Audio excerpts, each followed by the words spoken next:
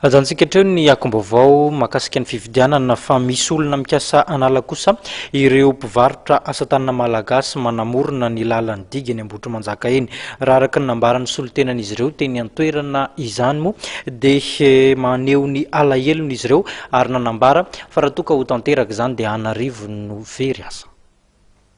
Mandrendriranantsy tanteraka ankehitriny ireo mpivarotra asa-tanana malagasy eny amin'ny digue Ambohitrimanjaka satria dia misy ny fikasana olona izay manana tanimbary ao ambadiky ny tsena iny ny hanalana azy ireo. Araka ny nambaran'ny tompon'andraikitra teny an-toerana nefa dia 20 taona no nivarotan'izy ireo teo amin'ity toerana ity ary nahazoana fanomezan-dalana ara-dalàna tamin'ny commune sy teny anivon'ny fitantanana ny tsena izany. No marin'izy ireo koa fa ara-dalàna avokoa ny mpivarotra eny an-toerana ary mandoa ireo rehetra mifandraika amin'izany toy ny patanty, ny digue ary ny hofatany izay aloha isan'ny taona eny anivon'ny commune. Raha araka ny nambaran'ireto mpivarotra ireto hatrany dia aminana mafy izy ireo fa tany-panjakana no misy ny tsenan'izy ireo nefa gaga sy talanjona izy ireo rehefa nanehoan'ireo olona izay manana tanimbary ao ambadiky ny tsena fa mitoka hatrany amin'ny arabe-panjakana ny borna ny tanin'izy ireo sy ny filazan'izy ireo ny tokony halan'ireto mpivarotra ireto. Manahy mafy araka izany ireo mpanao sy mpivarotra asa-tanana ireto satria araka ny loharanom-baovao azo antoka azon'izy ireo dia efa mandeha any ambadimbadika ny taratasy rehetra ara-panjakana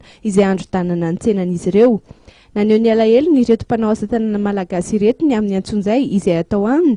satria dia nambaran'izy ireo fa ity tsena ny asa-tanana malagasy eny amin'ny digue ity dia anisan'ireo tsena malaza indrindra any ampitan-dranomasina any sady maneho ny kolontsaina rehetra eto amintsika ary izay mpisanantany rehetra izay tonga eto Madagasikara dia tsy maintsy mandalo miantsena mividy fahatsiarovana eny an-toerana. Toy izany koa ireo maso-ivo vahiny mipetraka eto an-toerana ary ireo malagasy izay mandeha miondrana any ivelany. Manao antso amin'ireo tompony andraikitra isan-tsokajiny izy ireo ny amin'ny jerena akaiky ity raha ity satria raha sanatria izy ny fandravana ny tsena eny an-toerana dia olona sy tokantrano anarivony no hanampy isa ireo tsy hanasa ankehitriny.